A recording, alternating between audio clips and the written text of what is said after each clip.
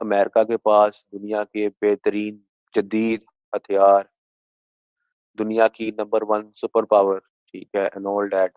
और तालिबान जस्ट एक ग्रुप है, देखा जाए तो एक ग्रुप, और उसने एक सबसे बड़ी सुपर पावर को शिकस्त दे दी।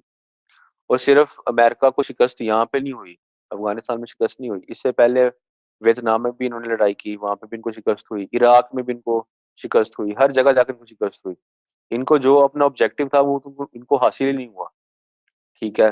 तो बेसिकली हमें ये देखने को मिलता है कि इंसान का जो एक गोल है, बेसिकली इंसान का एक होना चाहिए, एक एम होना चाहिए, एक जज्बा होना चाहिए, ठीक है। ये नहीं कि मैं ताकतवर हूँ तो मुझे सब कुछ मिल जाए, ऐसा नहीं होता, ठीक है। टाइम के लिए वो चीज़ चलती है, ठीक है, आपको मिलता भी है, बट उसके आपको बाद में जाकर आपको उसके पूरे, आपको उसके वो रिजल्ट्स नहीं मिलते।